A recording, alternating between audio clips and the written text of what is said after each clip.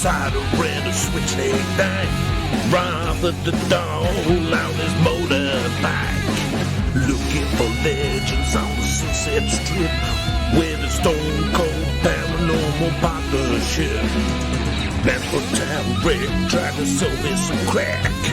Listen to this podcast, man, and take that shit back. It's Urban Legends, the podcast about urban legends. And here your host, Neil and Chris. You'll receive our pod in your ears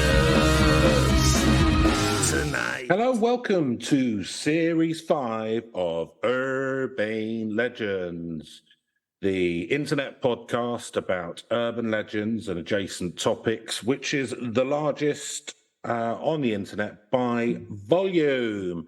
Yes, it's Series 5. I am back again. It's me, Chris Flynn, and with me, of course, is my lowly assistant. It's Mr.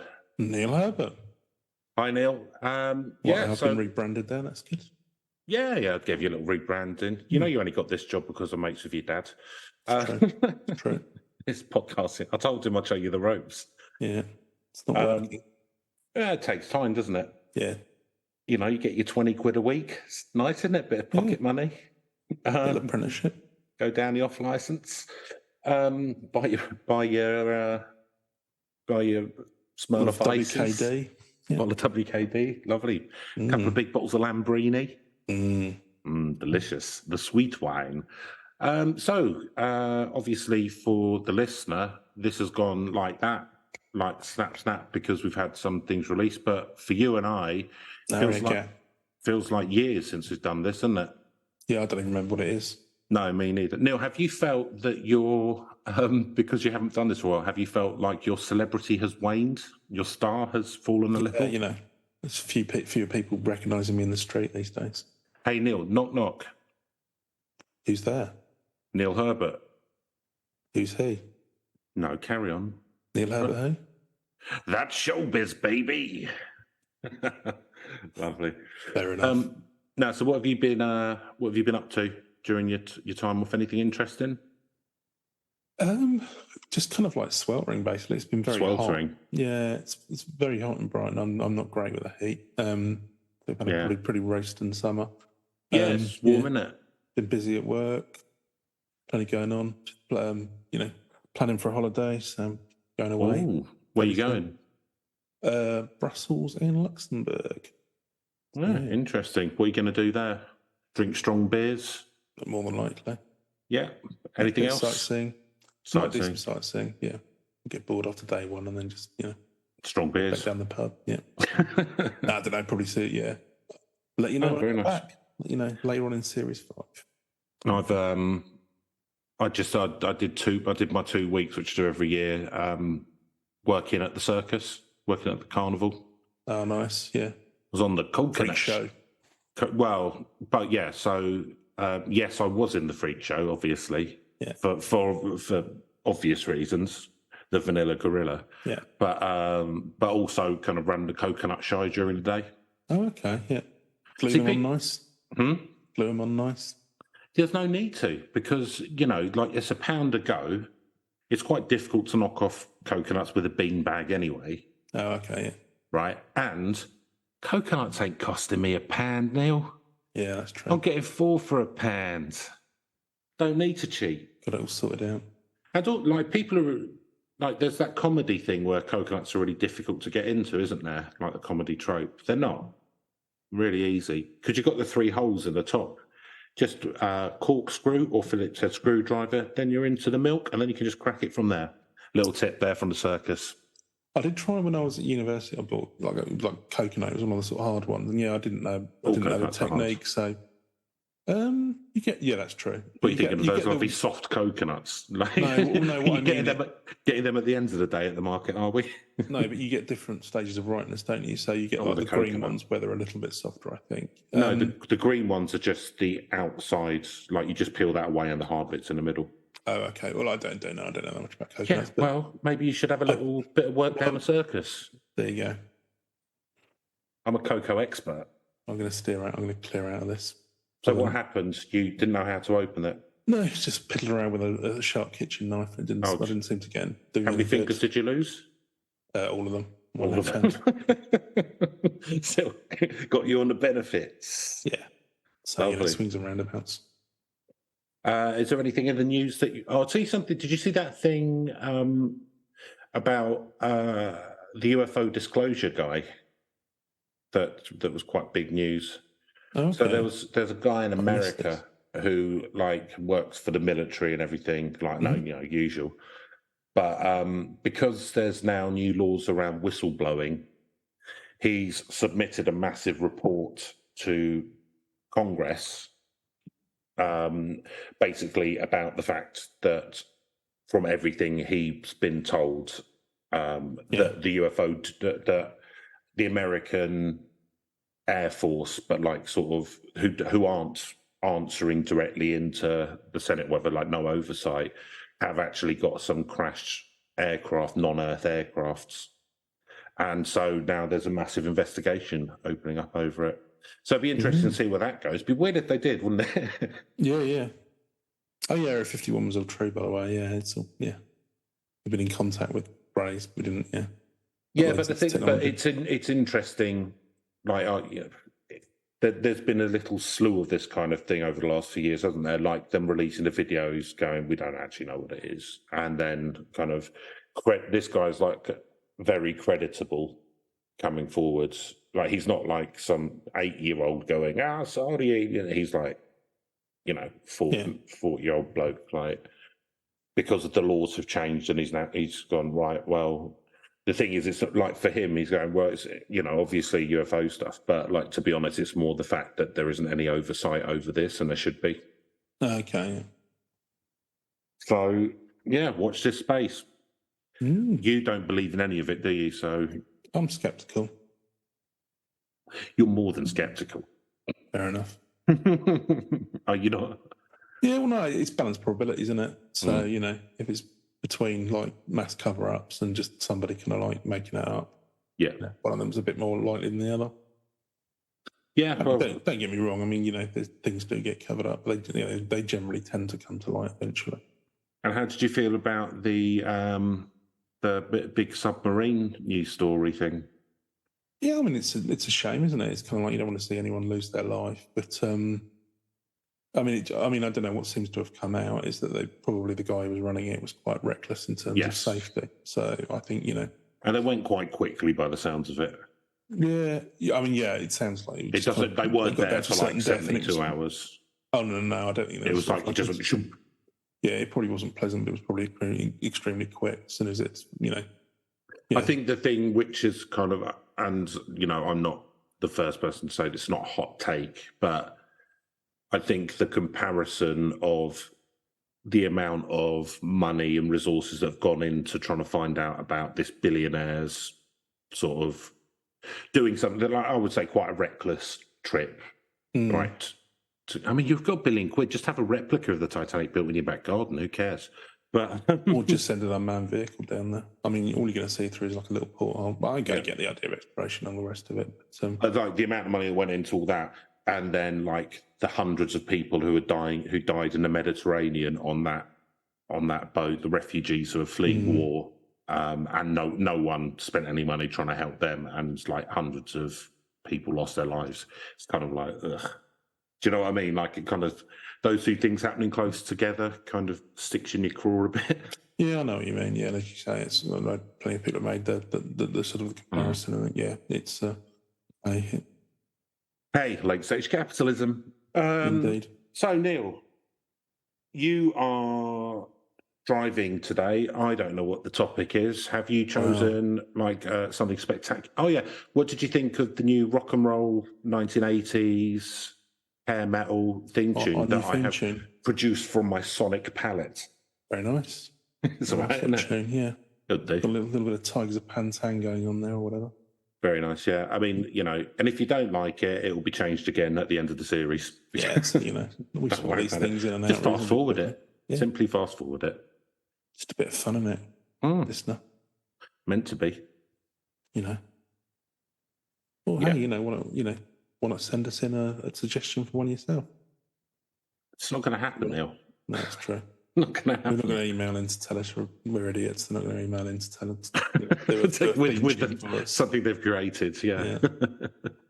Okay, so what we're going to talk about this week is the moon landing. Whoa! Was it or wasn't it a hoax? Moon landing hoax? Mm. Wow, that is a big one. So this is our kind of like, it was kick off Series 5 with a bit of something in the right direction. Start means go on. Yeah, I think this is a pretty big one. It's kind of one of those ones that tends towards more conspiracy theory than urban legend, but I think there's quite a lot of. Well, it's just crossover, isn't it? Yeah, we're not going to be too purist about that. Isn't there like stuff around Stanley Kubrick doing it and stuff? Yes. Well, funnily enough, the title of this article. So I looked around for a few different ones because he did a space film. Exactly. So the title of this, although it's not, it's quite a skeptical article, is How Stanley Kubrick Staged the Moon Landing. This is from the Paris Review. Paris Review. Richard Cohen's conspiracy column. That's your favourite paper, isn't it? Oh yeah, I love a Paris Review. You love Paris, don't you? And the French Dispatch. I do like Paris. Yeah. Would you move to Paris if you could? No, I don't like it that much. No. I'm just thinking about it. Kind of like, I could live in Paris. I think the thing is, it's like with any capital city, it's quite busy, and it's like whereabouts in Paris could you afford and all that. The Champs-Elysees. Yeah, if you were like money was no object and you could live in one of the nice quarters, then yeah, I'd happily live in Paris. Yeah, I'd certainly. Yeah, I mean, whether you do it permanently as well, but yeah, I would be happy to sort of live over there for a period of time at least. I lived abroad for like 6 months under some sort of Erasmus thing, but I've never like properly worked abroad. Yeah, Strasbourg. I'll tell you what, though, because the French are the French, like loads of countries have opened up to digital nomading because, I'm thinking of in about 18 months, moving to Spain. Yeah. And my work's fine with it, actually. So I keep my job. Nice. And in Spain, you can even get digital nomad visas. I mean, I kind of don't need to because I've got my EU passport, right? Yeah. But I'd kind of have to figure out which was going to be easier, that or get like the digital nomad thing. So like a lot of countries are making it really easy, like even places like Brazil and stuff are like, because essentially you're earning money in one country, you're spending it in there. So it's a win-win. Do you know what I mean? Absolutely. But France aren't, because my work, they were trying to employ someone who lived in France, was going up, but I work from there. And the French laws are just really, really difficult. They don't want people digital nomading in France. That's not quite big on bureaucracy in France. Yeah. I mean, mind you, I said that's where I work as well. You couldn't anyway. You'd have to change jobs. Yeah, I'd have to change jobs. They're massively, well, not massively. I'll get you into my place, no problem. Well, you never know. But yeah, so we're sick of each other, wouldn't we? Yeah. Right, where are we up to? Yeah, so yes, it does include a bit about Stanley Kubrick. Don't worry, you'll cover all of that as well. Cubes, Cubes, Ricky, SK. Yeah, the Rickster, Stanbrick. Right. So yeah, Sticky Ricky from the French Dispatch. No, sorry, the Paris Review. So, are you going to be reading this in French? No, that'd be a very bad idea. I don't. I mean, I'm not actually. Yeah, it's. I mean, it's.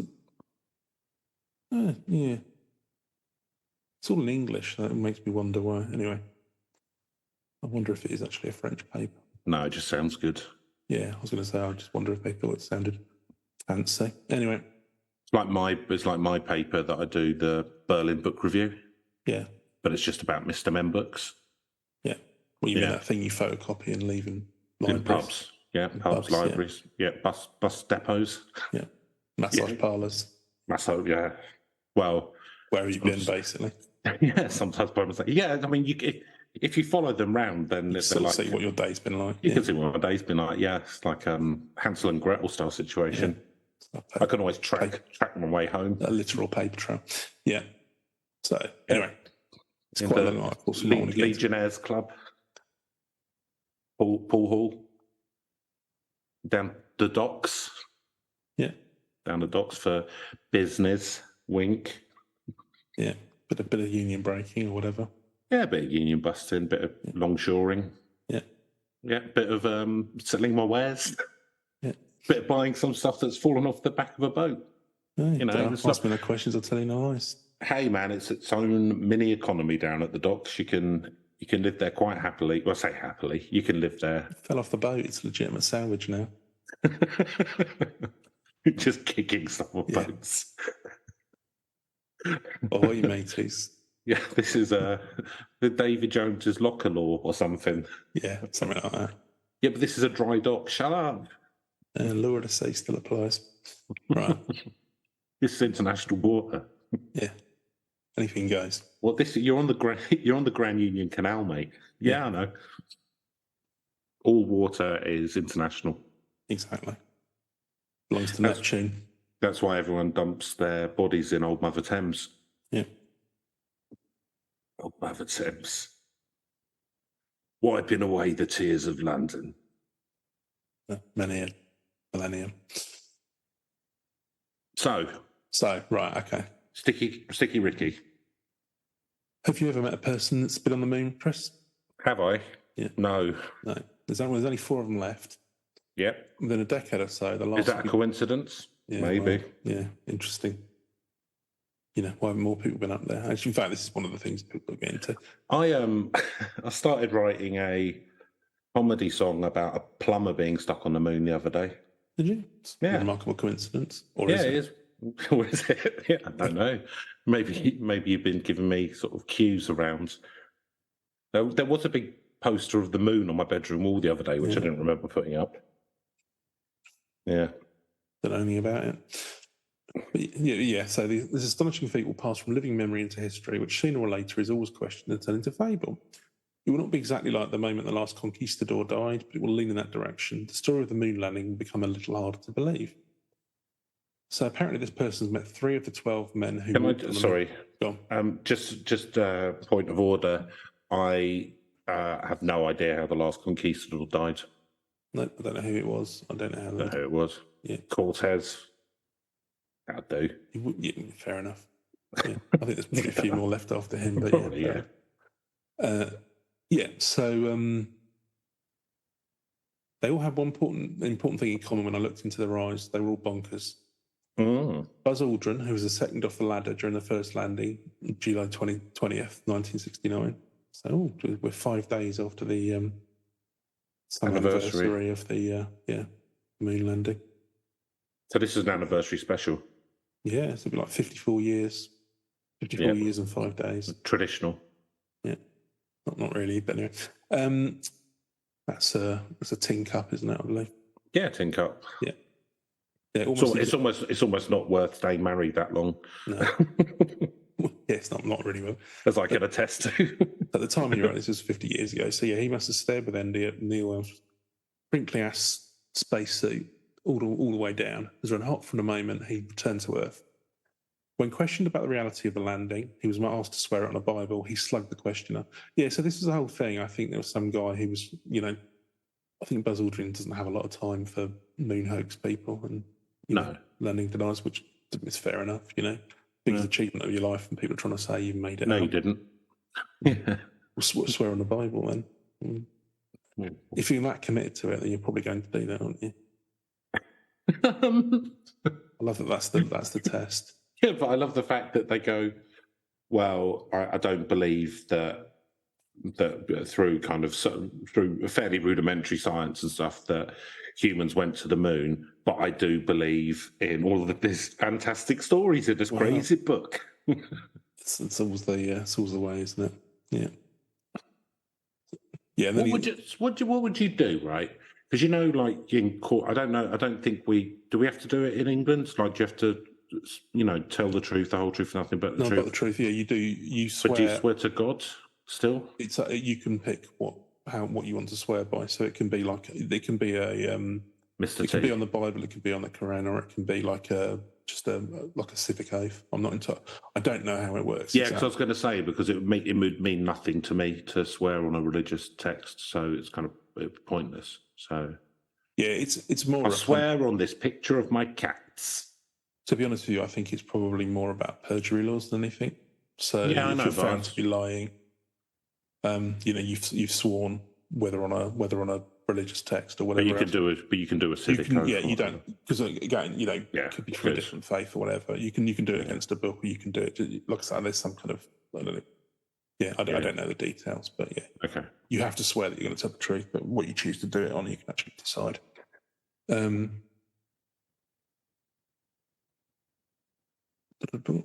Yeah, he also sat down with Edgar Mitchell, who landed apparently in the winter of '71. He had a bit of a mad look in his eyes. He's really into UFOs, Chris. So there you go. Yeah, well, quite a few of them are. I think Aldrin is as well. Well, he said, yeah, he said he'd been wrapped in a warm consciousness his entire time in space, and many astronauts came back with a belief in alien life. Yeah. There's that whole, what do they call it? There's a thing where you kind of see the Earth and see how fragile it is. It's like perspective something. Yeah. Yeah, there's like a, yeah. So he sort of goes into this and so maybe it's simply the truth, they've been touched by something, or maybe the experience of going to the moon, standing and walking and driving that buggy, hitting the weightless golf ball would make anyone crazy. It's a radical shift in perspective to see the Earth from the outside, fragile and small, a rock in a sea of nothing. It wasn't just the astronauts. Everyone who saw the images and watched the broadcast got a little dizzy. So let's have a look. So the moon landing is an unacknowledged hinge in human history, unacknowledged because it seemed to lead nowhere. Where are the moon hotels and moon amusement parks and moon shuttles we grew up expecting? But it did lead to something, and you kind of mind, it's not the birth of the space age we should be acknowledging on this anniversary, but the birth of the paranoia that defines us. Because the man on the moon was too fantastic to accept. Some people just didn't accept it or deal with the implications, the sea of darkness. Instead, they tried to prove it never happened, convince themselves it had all been faked. And having learned that habit of conspiracy spotting, the same people who came to question everything else as well, history itself became to read like a fraud, book filled with lies. To understand America, you start with Apollo 11 and all this counterfactual that's grown around it.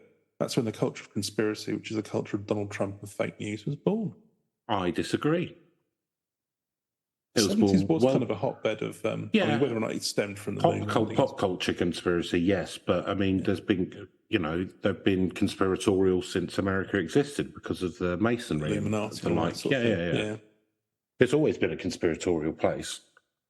Well, fair enough. So I'll presumably write that in the comments. Yeah, add that in and let him know what you think. The story is 4 years old, to be fair. But the stories of the hoax predate the landing itself. As soon as the first capsules were in orbit, some began to dismiss the images as phony and the testimony of the astronauts as bullshit. The motivation seemed obvious. JFK had promised to send a man to the moon within the decade, and although we might be years behind the Soviets in rocketry, we were years ahead in filmmaking. If we couldn't beat them to the moon, we could at least make it look like we had. I mean, I think this is one of the things as well, because at the end of the day, effectively, Russia beat US to the space race. So it was just like, well, what's the next possible achievement? I mean, because they hit all the major milestones: first animal in space, first human in space, first female in space. And they kind of like had won that. So it was like, what else is there that we can actually claim that we've won that? Well, if we land on the moon, then that's that's better. And the thing is, I'm not saying it wasn't a monumental achievement and all the rest of it, but it doesn't really, other than the ancillary benefits you get and the research you've done, you're researching all these materials and all the things that have come out like that. You've pumped a lot of money into a goal which really isn't achieving much of anything, which I think is why we don't have moon parks and all the rest of it. It's just not worth it. Well, there wasn't like that was the goal. Like it wasn't like that's the first step and we've got a massive series of like works that we're going to do afterwards. It was like, right, get to the moon. Yeah. It's that the whole kind of why do you climb the mountain, because it's their kind of thing. It was that, but for a country. It's to show that they could they could do it as well. Yeah. So They're very competitive, aren't they? Countries. Silly This is where nationalism leads to, unfortunately. So apparently most of the theories that originated in the cortex of a single man is a chap called William Casing. And he actually worked as a technical writer for one of the companies that was working on Shuttle's Rocketdyne. They made engines, but he left in 1963. But he remained fixated on the space program and its goal, which was often expressed as an item on a Cold War to-do list, go to the moon, check, but was in fact profound, powerful, surreal. A man on the moon would mean the dawn of a new era. Casing believed it was unattainable beyond the reach of existing technology. He cited his experience at Rocketdyne, but one could say he didn't believe it simply because it was not believable. That's the lens he brought to every NASA update, and he wasn't watching for what happened, but trying to figure out how it had been staged. So he had, So he had a point of view, and everything he saw, he biased towards that. Yeah, so pretty much that sounds like how he confirmation bias. He was going in wanting a result, more or less. Well, probably because he was kicked because he lost his job, and therefore he wasn't going to be part of this.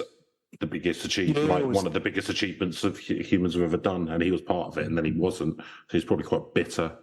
It's one, potentially that's true, or his career didn't pan out the way he'd wanted it to. Entirely possible.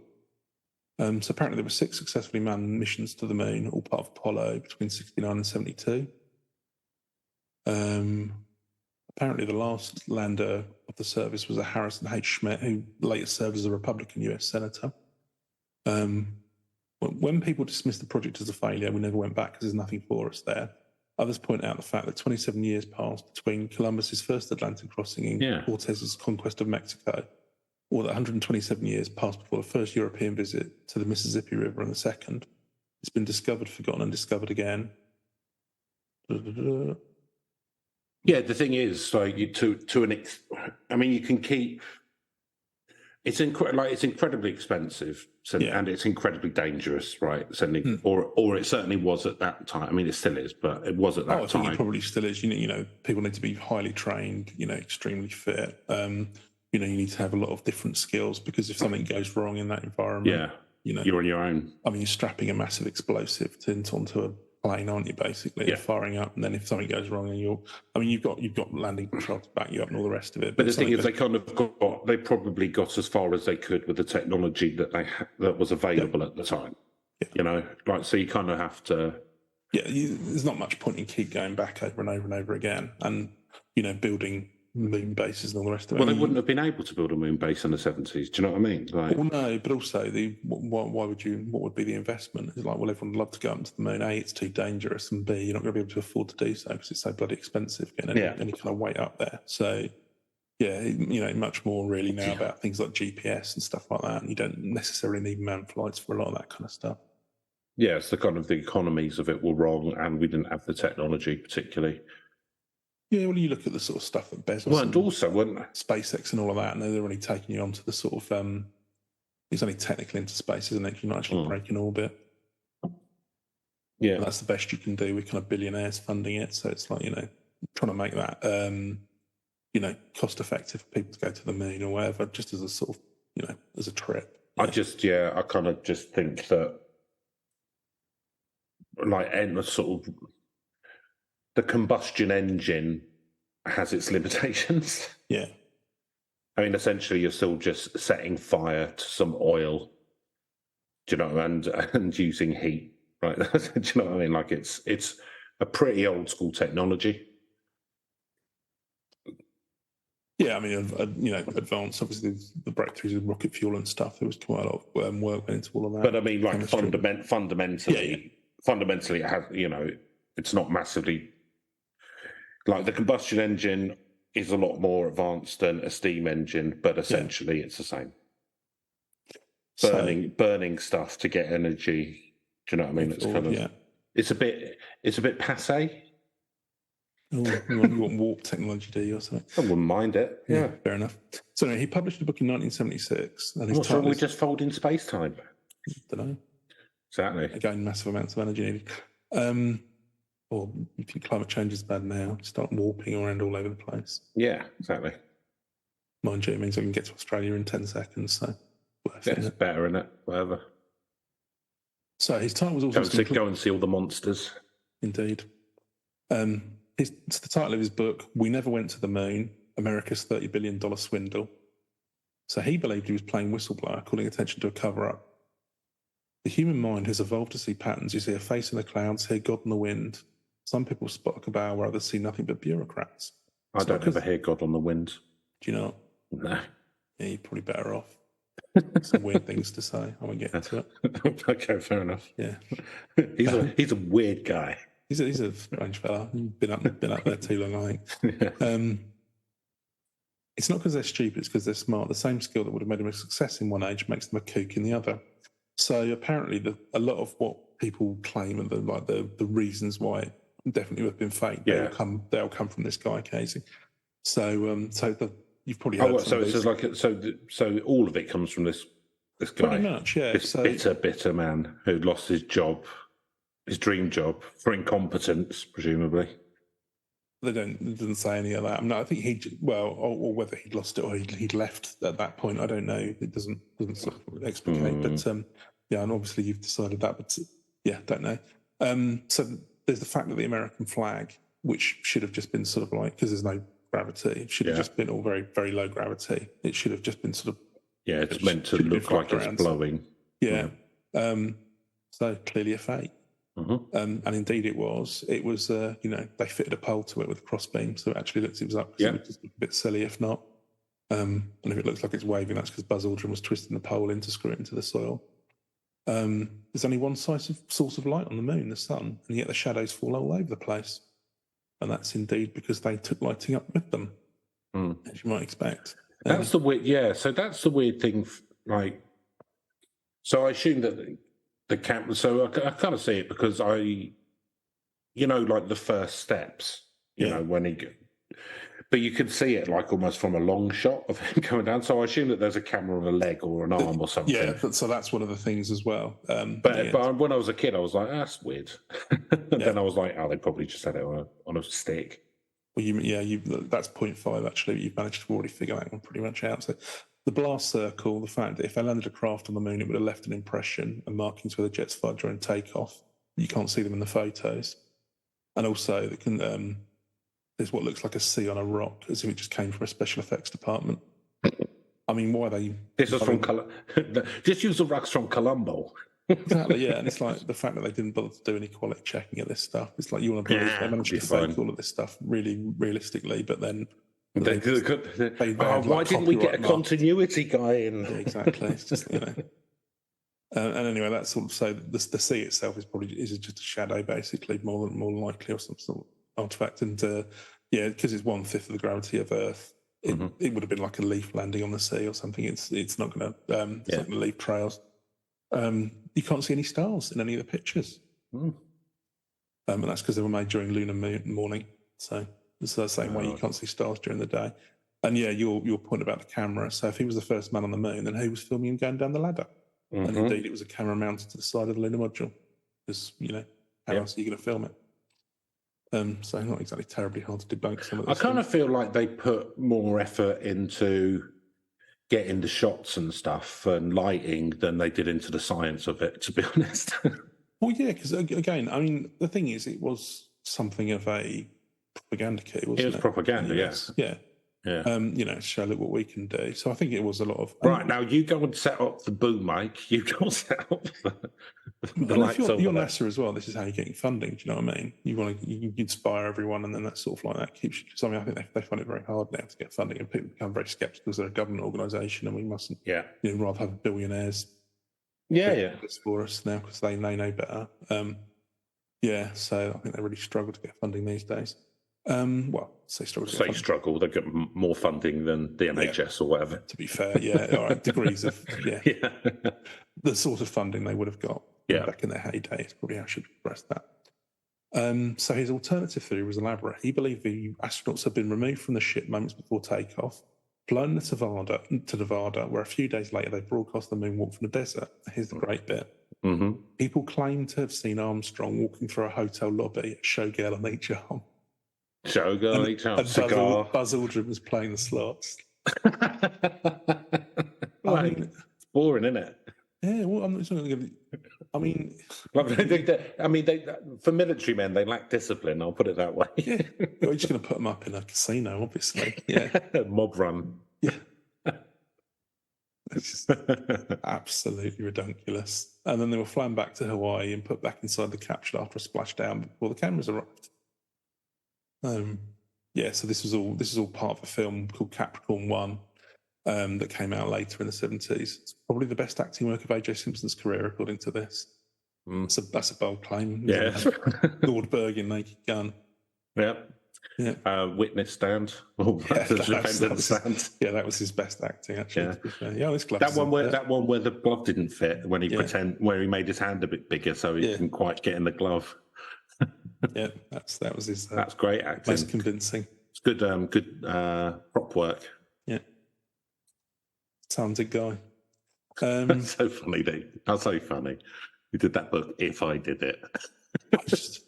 I mean, what an absolute brass neck on the guy. But yeah. Yeah, fortunately, apparently, supposedly he's skint now, isn't he? But, yeah. Well, yeah, because he just went down and lived in Florida and just hung around with loads of rappers and stuff, filming himself on YouTube videos and stuff, just with rappers, getting all stoned and drinking cognac. Yeah, I imagine he probably makes money out of notoriety these days, doesn't he? I'm sure he gets by. But anyway. Look, at the end of the day, he's never going to be short of you, Bob, because he's willing to do things. Do you know what I'm saying? This is true. Dangerous man. Yeah, so anyway, so that maybe they're the capsule burns up on re-entry and then they have to kill the fake astronauts as part of the whole. But he manages to get onto the film set and then sort of expose it or something. I don't know, I've never seen the film. Nah. Are you going to? No. Too late now. Better films to watch. Any other time, such theories would have been dismissed as a madman's raving, but America was willing to doubt in the 70s. That's when the dream faded. Everything we'd been told began to sound like a fairy tale. Well, Vietnam. Yeah, exactly. JFK. They're re-questioning, 50s were over. The origin stories of the US, how the West was won. And as you say, the Vietnam War, I think it's, made a lot of people rethink with Watergate and all the rest of it. Yeah. What people were prepared to do. So, in other words, the space program began in one era, the buzzcut age of American exceptionalism, and culminated another. We're all becoming conspiracy theorists, trained to see behind the screen, spot the hoax, and suspect everything. But I would say that conspiracy theories are fed by American exceptionalism. Because all of the stuff that happens, like in UFOs and whatever, and New World Order and stuff, all of it, for conspiracy theorists, it's all aimed at America. It's all happening in America. Whereas to an alien, they wouldn't necessarily think that, I'm just going to concentrate on this America's. Do you know what I mean? They would. They'd be looking at all kinds of different shit. Do you know what I mean? They'd be looking at Europe and Sao Paulo and China, definitely India. The exception. Yeah, it's part of that exceptionalism. And it's that slightly America-centric thing that a lot of people in America have that leads to a lot of this, because you're not looking at the whole world as a whole. You're looking at it's kind of when you're navel gazing too much, you can find a lot of shit. Yeah, and I think a lot of countries do get into that mindset. Oh yeah, 100%. Yeah. So of all the fables that grew up around the moon landing, his favourite one is around Stanley Kubrick being a good use of good counter narrative. It's seemingly came out of nowhere or gave birth to itself. Yeah, it made sense. So who in 1969 could have been capable of staging a believable moon landing? So he'd obviously released 2001: A Space Odyssey the year before. Some general saw it and went, "Hey, that's that guy." We'll have that. Yeah. So they predicted things like man-made satellites, GPS, smartphones, etc. In that was Arthur C. Clarke who wrote. So I'm just skipping through some of this stuff, just talking about that movie. Most striking was a scene set on the moon. in which a group of astronauts, post-human in their suits, descend into an excavation where, once again, the human race comes into contact with a monolith. Though shot in a studio, it looks more real than the actual landings. It's the shadow and light space and enclosed the way people move. There's no... Yeah, well, that's, I mean... Slightly easier to film in a studio than on the fucking moon. On the moon, isn't it? Yeah, exactly. You know. And also, they were sending those shots back from the moon. Exactly, yeah. They weren't onto, like, cinema, like, weren't onto 55mm or whatever it was. They were sending it back, so... Like the technology wasn't particularly great for sending back images from the moon. Compressed and whatever they would have had to do to get it to survive the journey probably meant that you wouldn't be, same as some big video camera. But why would Kubrick do it? Would have been an act of patriotism? Would have been for money? Maybe they just had something on him. We all know about over in the FBI. Communist. Yeah. Dirty commie, wouldn't he? It would have been an easy gig anyway. So I ask, where did Stanley Kubrick watch the moon landing? Was he in front of his TV at home, a viewer like everyone else? Or was he off camera but on set, 5 feet from Armstrong, imploring the astronaut, remember, you're not in the studio. You're on the ladder of a spaceship about to become the first man ever to step foot on the planet. You're terrified but also awed. Action. But yeah, it was all done live, wasn't it? Yeah.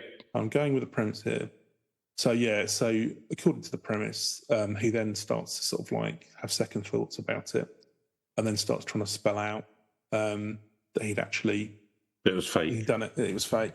So supposedly there's this theory, isn't there, in The Shining, that he tried to put subtle hints in there to let people know that he'd faked the moon landing. Really? Yeah. So, for example, in the novel, the room to be avoided is room 217. Yeah. He changed it to room 237. Now, why would you make that change? Maybe because the moon, on average, is 237,000 miles from the Earth. Coincidence? Probably. I love as well you pull out these really random kind of like facts. Yeah. It's like, well, that's related and therefore that must be something. Yeah, and so there's loads of things you can find on the internet, pages around how The Shining shows that he's faked the moon landing. I think there was a documentary as well. They did it went through a load of aspects about Kubrick's filmmaking. One of them was all around. It was about how you can interpret The Shining, and one of them did this whole section documentary about how it's all about the moon landing. I think someone else had a theory. It was all around Native Americans and all this sort of thing. Yeah. You can interpret most things how you want, to be honest. Yeah, if you've got something with sort of like fairly good art production and all the rest of it, there's probably multiple interpretations you can bring to it. I'm pretty sure that I could, if I wanted to, interpret the film The Shining, I could sit there and interpret it as the life cycle of a tadpole, if I wanted to. That's your homework. Yeah, I don't do homework. Maybe not. So the but you could, couldn't you? You could go. Oh yeah, I mean, yeah. You probably pick something and just decide, and then you'll then you just fit it in. You say, well, obviously, a little boy on the bike is to do with the mitochondrial changes within the tadpole's DNA when it starts to develop into a frog. And the reason is, you know what I mean? You can kind of... You can find patterns, what we do. So, the Overlook Hotel stands for America, once grand, but allowed to become dilapidated.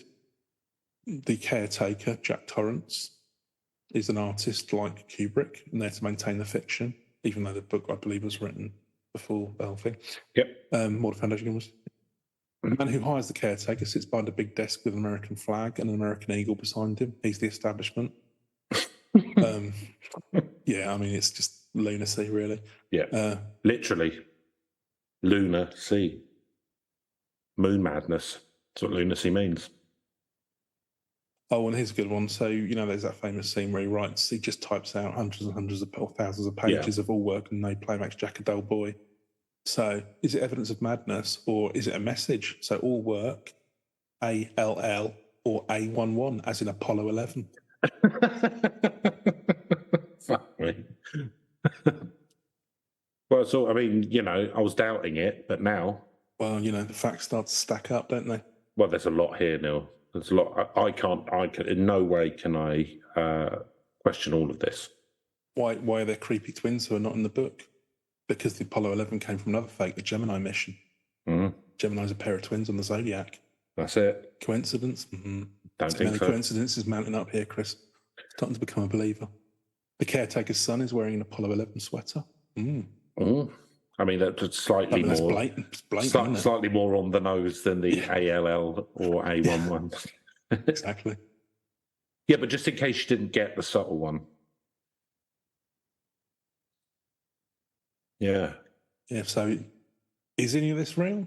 Of course not. It's a face in the clouds that can feel more real than reality, as if you're finally seeing what's always been hidden. That's the thrill of conspiracy theory. I don't feel that it feels more real than reality. No, I think to somebody who buys into it, once you go down the rabbit hole, and you're like, oh, that clicks with me. I've tried to go down rabbit holes, but I struggle. I don't know. Maybe I'm too questioning. Yeah, I think it's just people. I'd like to believe in something, but it turns out struggle with it. Yeah, I think people like being part of an exclusive club, don't they, and being cleverer than everyone else. Anyway, so I'm gonna wrap up with that, because the rest of it, you just sort of like goes through. But yeah, I mean, I thought that was kind of like an interesting take on it. Now, obviously, we're probably I think we've probably revealed our own skepticism about this theory. I did have a look at some of the ones that sort of coming from it from more of a like Reddit pages that are actually believing in this stuff, but it's it's just repeating the same 5 things, so you can make your own mind up if you like. But frankly, we're not particularly. I think you've covered it. You've covered the main pillars. Points. Why it's bloody well tosh, but yeah, at the end of the day, there is still a lot of people who want to who've convinced themselves. So yeah, it's a weird one to want. Urban legend. It's a weird one to hang your hat on, because I mean, why? Do you know what I mean? Like, it's not.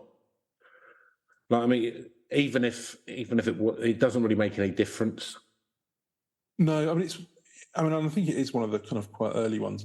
Some people pointed out it's a relatively harmless one, because a lot of the other ones, they tend to start slipping into anti-Semitism and all sorts of. That's where a lot of these things tend to end up. Revealing some prejudice behind. The elders of Zion. Yeah, exactly. Getting into all that bollocks. But yeah, whereas this is just kind of like, the government's making shit up. But I don't know. It's. I mean, what I would say is, like, the government. What you could say is, it's been proven that the government does make worse shit up than on this. The actual things up. Yeah, exactly. That they have made up, and or not just the government, quote unquote the government. It's just particular people making things up for profit or for whatever, or just lying to the electorate. There's more important examples, as you say. But anyway, so there you go. So, shall we go through our scoring system? Yes, why not? All right, Neil. Spookiness. Yeah, well, I'm going to take this one. I'm going to interpret this in a slightly different way. So, obviously, it's not like vampires or creepy ththings, but it's the idea that the government's covering things up, and there's you being one of the few who actually sees behind the truth. I think that is. Well, I think some people find it quite. It's a bit of an ego trip. But I think it's. It's quite spooky to believe that sort of foundational things are being made up. So, and I think that drives a lot of paranoia. So, I'm going to give it a reasonable one. I'll give this a 6. 6. Less for me, I think. I mean, like we just said, the government actually cover up much more nefarious stuff than filming a propaganda too. Do you know what I mean? I don't know. Like, I don't find this spooky at all. Fair enough. Yeah. I don't know. I'll give it a 3 because the film The Shining's a bit spooky. Fair enough. So, believability. There isn't anything. Like, if you'd wanted to do it, you could do it. You could fake a moon landing, right? Yeah. You could do that, and you could have done it then. So it's got decent believability. I think the thing is that you can actually. I think you can pretty much, like, stuff that they did on, because telescopes are much more powerful now. You can actually see the landing site and stuff from Earth. Yeah. So it kind of conclusively has happened, like they did conclusively land on the moon. So, I mean, I'm going to go down the middle because I don't believe it. I think they did go to the moon, and actually, I think that's pretty well established and can be established with a powerful telescope.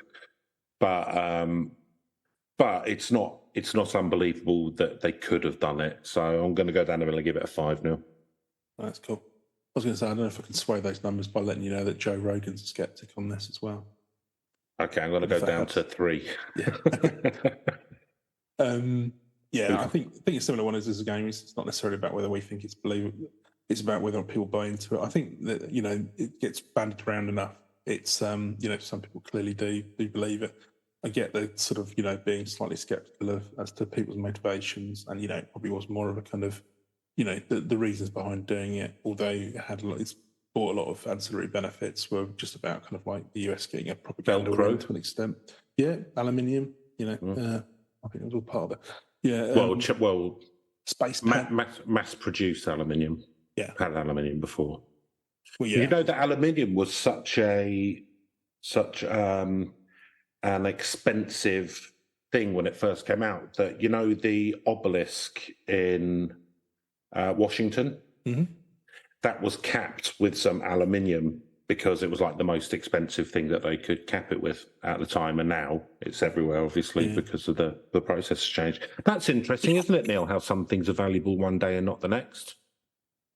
It is, yeah. It's instructive. Excuse me. Sorry, where are we on to? Blue. Yeah.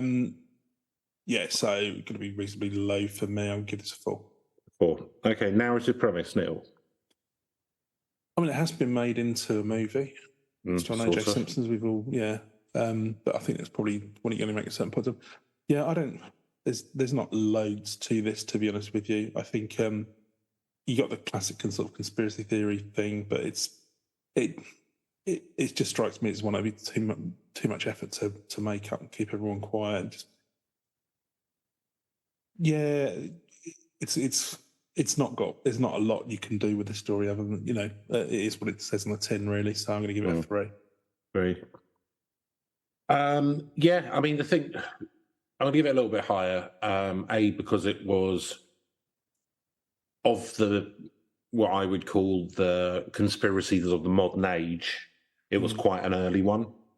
So there was some originality there, I guess. So rather than secret societies and all that kind of jazz, it was like a technology-based one and cover-up, etc.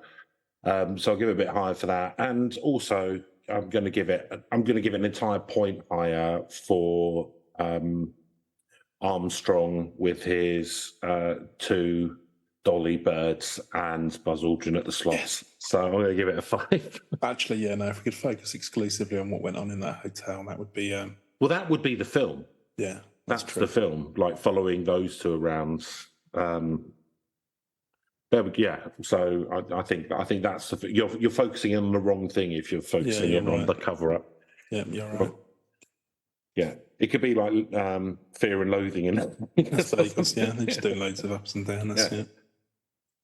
And then Kubrick trying to get them to all the wacky fun times that they had. Yeah. Okay, so Reach, big. It's probably the biggest one reach-wise. My mum would have heard of the moon landings being fake, so it's a 10 straight off the bat. Yeah, I can't really disagree with that. I think everyone's pretty much heard of this one. So, if it's only a 10, I don't know what it is. So, yeah. Cool. Well, that gives us an overall... it's our first 10s, I think, for Reach, but overall 43. So not too shabby. Thanks for listening. If you want to get in touch, you can at legends.podcast@gmail.com. I know you won't. And if you like and subscribe or whatever that stuff is, that would be good. Do those things. That would be there we go. Listen to Neil. Be cool. Do those things. But that's it for this week and the start of Series 5. And hopefully you have a nice week. And we'll be back with something maybe a bit crazier this time next week. And I will say... do some ghosts or something. Yeah, do some ghosts or some shit. And enjoy the rocking out guitar of our outro. Goodbye. Nice. Goodbye.